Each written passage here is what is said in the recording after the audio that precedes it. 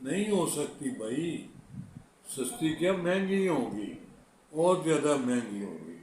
اچھا اخباروں والے تیرے گورنمنٹ بھی کہتی ہوگی اور کہا بھی جاتا ہے کہ یہ آپ ڈرائیں نہ، لوگوں کو یہ رکھیں اس بات کا دھیان کہ لوگوں میں خوف زندگی نہ ہو، لیکن پھر بھی بات یہ تو ہے کہ IMF پیچھے لگا ہوا ہے۔ میری گزارش ہوگی حکومت وقت کی خدمت اقدس میں کہ جناب آپ ذرا دیکھ بھال کر لیں، لوگ اس قابل نہیں رہے اب، اتنی زیادہ مہنگائی ہو گئی ہے۔ میں سوچتا ہوں کہ جناب 3 روپے 75 پیسے پر یونٹ بڑھا دیے ہیں، تو آپ ذرا دیکھیں 100 یونٹ والے کا کتنا ہو گیا۔ آ جاتا ہے کہ جی 200 یونٹ والے کو معافی ہے، کہاں معافی ہے یار؟ اگر ہے تو پھر ہوگی، اللہ کرے ہو، لیکن بندے تو روتے ہی نظر آتے ہیں۔ بل بڑھا، بل جتنا مرضی بنا لیں، وہ بیٹھے ہوئے ہیں وہاں بل بنانے کے لیے۔ میں اگلے دن دیکھ رہا تھا کہ جی اوور چارجنگ کرنے والوں کے خلاف بھی ایکشن ہو رہا ہے، اس کا مطلب اوور بلنگ کر رہے ہیں نا، کوئی پوچھنے والا نہیں۔ اچھا کیا مذاق ہے، انگریزی میں بل ہے، انگریزی میں سلسلہ ہے، جہاں لٹریسی پرسنٹیج ملک کی یہ ہو، اس میں کیا ہوگا جناب؟ مجھے پڑھتے ہوئے خاصی دیر لگتی ہے۔ سر چارج، ایڈیشنل سر چارج، بھئی یہ سر چارج کیا ہے؟ یہ کیا آپ لگا رہے ہیں اور ہر ایک پہ لگائے چلے جا رہے ہیں، اور کوئی بجلی والا ایکسپلین نہیں کر سکتا۔ میں کہتا ہوں کتنے شریف لوگ ہیں شہری، وہ چپ کر کے بل ادا کیے جا رہے ہیں، روتے پیٹتے نہ دینے کی پوزیشن میں ہوتے ہیں، دے ہی نہیں سکتے۔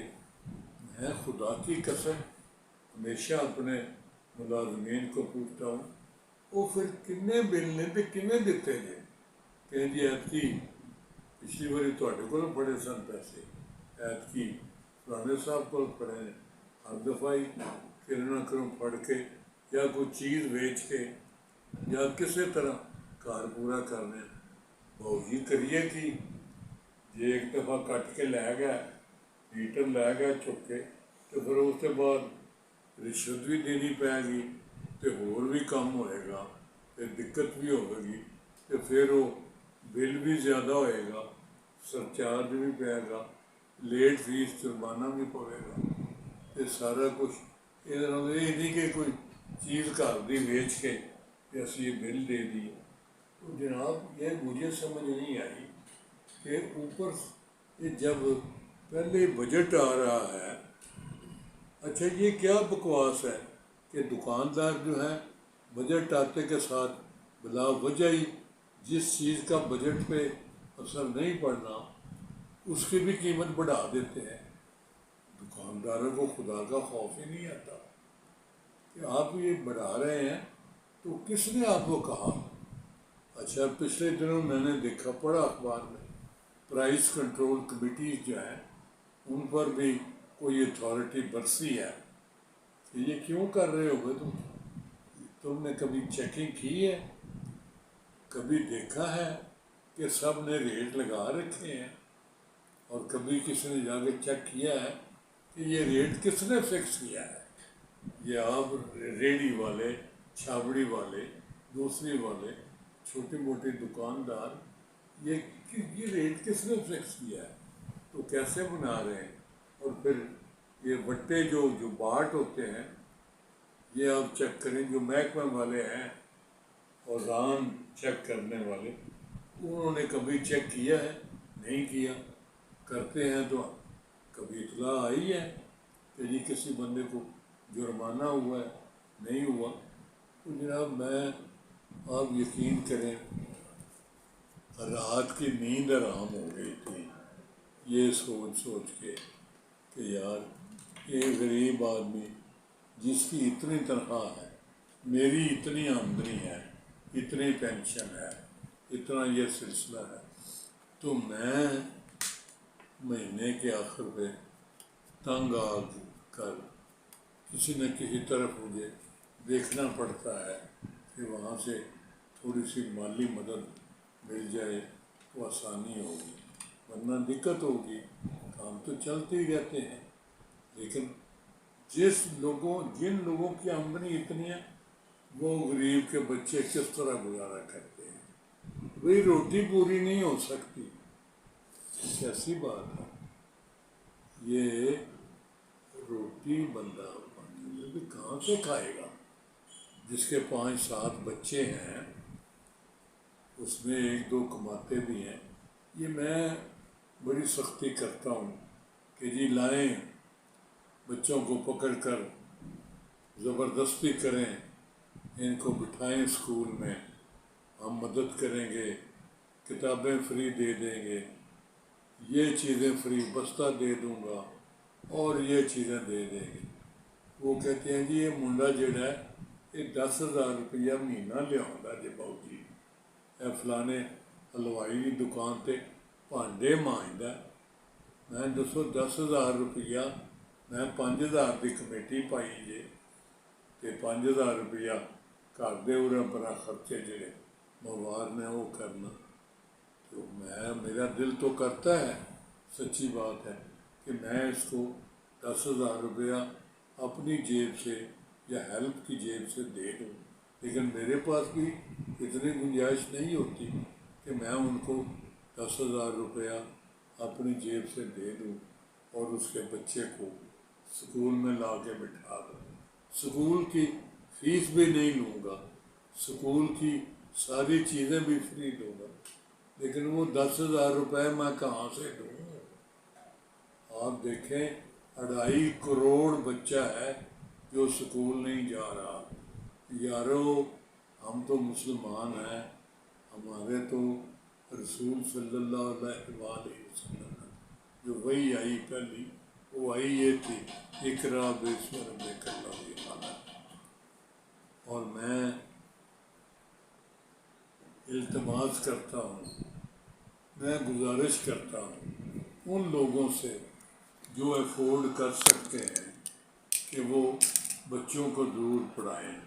مجھے اب یاد آ رہا ہے کہ رسول کریم صلی اللہ علیہ وآلہ وسلم نے ایک دفعہ جنگ میں جو قیدی پکڑے گئے ان کو سزا یہ دی کہ آپ ہمارے بچوں کو پڑھائیں۔ بچوں کو پڑھانا بھی یعنی یہ بھی ایک اچھا کام ہے، کرنا چاہیے۔ تعلیم کے بغیر کچھ نہیں ہے، بڑی دفعہ کہا ہے۔ میں بعض دفعہ مجھے خیال آتا ہے کہ میں ریپیٹ کر رہا ہوتا ہوں، ریپیٹیشن کی کاس پر چل رہا ہوتا ہوں، لیکن میں آپ لوگوں سے معافی مانگتا ہوں، مجھے معاف کر دیجئے۔ یہ چیزیں ہی ایسی ہیں جو بہت ضروری ہیں۔ اب تعلیم کی اہمیت کو اجاگر کرنا، یہ میں سمجھتا ہوں کہ میں ہر روز ہر وقت تعلیم کی اہمیت پر زور دوں اور لوگوں کو پڑھائی کے سسٹم سے آگاہ کروں، یہ بڑا ضروری ہے سلسلہ۔ تو آپ سے بھی گزارش ہے کہ آپ اپنے بچوں کی تعلیم پر زیادہ توجہ دیں۔ سوال یہ ہے کہ اب تعلیم بھی بہت مہنگی ہو گئی ہے، کتابیں ہی دیکھ لیں تو یہ جو کل میں رات تک دیکھتا رہا اس میں مجھے یہی پریشانی اور فکر مندی رہی کہ یا اللہ آپ کوئی مہربانی کریں، کوئی پاکستان کی معیشت بہتر کریں، وہ حالات بہتر کریں۔ یہ اس وقت جو ایوریج ہے جو پاکستانی، اس کا تو میں آپ کو بتاتا ہوں گزارا نہیں ہو رہا۔ ہم کتنے کروڑ بندہ پاکستان کا خط غربت کی لکیر سے نیچے رہ رہا ہے، تو اس کے لیے ضروری ہے حکومت وقت سچی بات ہے کوشش تو کر رہی ہے، اس وقت جو ہے زیادہ زور حکومت کا اس بات پر ہے کہ قرضے تو لے لے کے تھک گئے ہیں، اب کچھ اسکول توڑا جائے، قرضوں کے بجائے سرمایہ کاری کرائی جائے، دوست ملکوں سے پیسے منگوائے جائیں۔ لیکن میں یہاں پھر آپ سے گزارش کروں گا کہ اس بات کو ضرور مد نظر رکھیے کہ جن لوگوں کے پیسے باہر پڑے ہیں ان سے کہیے، ترلا کیجئے، محنت کیجئے، ان کو سمجھائیے، ان پہ پریشر ڈالیے کہ جی آپ اپنے پیسے پاکستان میں لے آئیں، بے شک اپنے اکاؤنٹ میں ہی رکھیں، اپنے بینک میں رکھیں، لیکن پیسے باہر سے یہاں لے آئیں، آپ کی مہربانی ہے۔ تو میں رات کو خاصا پریشان رہا، میں اللہ سے دعا کر کے بڑی دیر تک کرتا رہا کہ یا اللہ میرے ملک کی معاشی حالت بہتر کر دے، جو امیر ہیں ان کو توفیق دے کہ وہ غریبوں کو حصہ دیں، ان کا زکوٰۃ پوری ادا کریں، اور ویسے بھی جو اللہ تعالیٰ اور اللہ کے رسول صلی اللہ علیہ وسلم کے فرمان ہیں وہ پورے کریں، بڑی مہربانی، تھینک یو۔